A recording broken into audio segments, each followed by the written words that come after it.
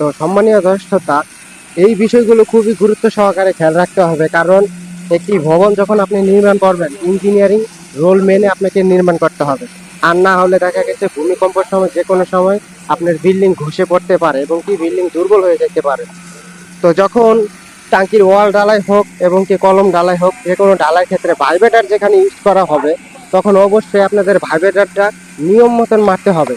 অনেক বাড়িওয়ালারাই মনে করে যে ভাইব্রেশন বেশি মারলে মনে হয় যে ঢালাইটা ভালো হয়। দেখেন, ঢালাইয়ের কাজে যদি আপনি অতিরিক্ত ভাইব্রেশন মারেন, কলমে পোকরা বের হবে দেখে, তাহলে কিন্তু আপনার ঢালাইয়ের ক্ষতি হবে। কারণ যখন অতিরিক্ত ভাইব্রেশন করা হয়, তখন কুয়া আর বালু আলাদা আলাদা সাইড হয়ে যায়। তখন বালু পানি উপরে দিকে ভেসে ওঠে, নিচে কুয়া কুয়া হয়ে থাকে।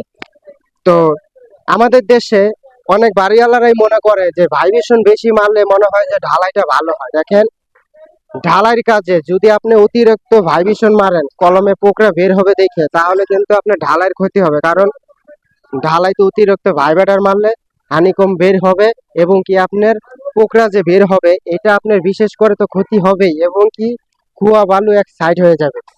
তো এইসব কিছু কিছু গুরুত্ব বিষয় আছে যেগুলো অবশ্যই আপনাদের খেয়াল রাখতে হবে, কারণ ঢালাইয়ের কাজে কোনো সময় অতিরিক্ত ভাইব্রেটার ব্যবহার করা যাবে না হানিকমের ডরে। কারণ হানিকমের ডরে যদি আপনারা অতিরিক্ত ভাইব্রেশন করেন, তাহলে দেখা গেছে কুয়া বালু এক সাইড হয়ে যায়। অনেক সময় দেখবেন ঢালাইয়ের ক্ষেত্রে ভাইব্রেশন যখন করে, তখন দেখবেন ঢালাইয়ের উপরে পানি চলে আসে, বালু চলে আসে, তখন আপনার কুয়া এক সাইড হয়ে যায়, বালু আরেক সাইড হয়ে যায়। তো এই দুই সাইড হয়ে আপনার ঢালাইয়ের ক্ষতি হতে পারে।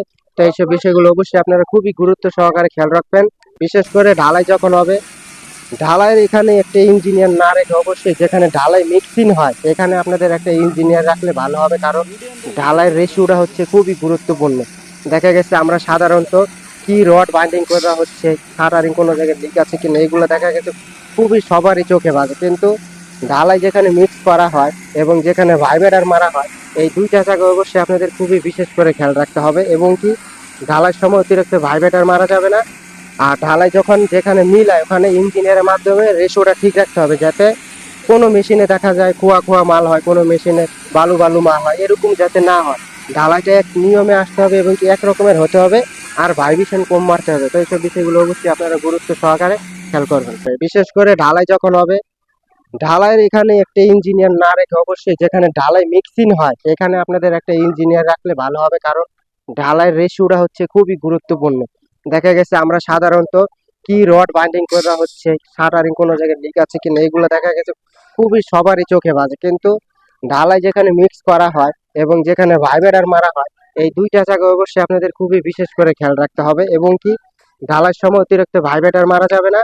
আর ঢালাই যখন যেখানে মিলায়, ওখানে ইঞ্জিনিয়ারের মাধ্যমে রেশিওটা ঠিক রাখতে হবে, যাতে কোনো মেশিনে দেখা যায় খোয়া খোয়া মাল হয়, কোনো মেশিনে বালু বালু মাল হয়, এরকম যাতে না হয়। ঢালাইটা এক নিয়মে আসতে হবে এবং কি এক রকমের হতে হবে, আর ভাইব্রেশন কম মারতে হবে। তো সম্মানীয় দর্শকতা, এই বিষয়গুলো খুবই গুরুত্ব সহকারে খেয়াল রাখতে হবে, কারণ একটি ভবন যখন আপনি নির্মাণ করবেন, ইঞ্জিনিয়ারিং রোল মেনে আপনাকে নির্মাণ করতে হবে। আর না হলে দেখা গেছে ভূমিকম্পের সময় যে কোনো সময় আপনার বিল্ডিং ধসে পড়তে পারে এবং কি বিল্ডিং দুর্বল হয়ে যেতে পারে। তো যখন টাঙ্কির ওয়াল ঢালাই হোক এবং কি কলম ঢালাই হোক, যে কোনো ঢালাই ক্ষেত্রে ভাইব্রেটার যেখানে ইউজ করা হবে, তখন অবশ্যই আপনাদের ভাইব্রেটারটা নিয়ম মতন মারতে হবে।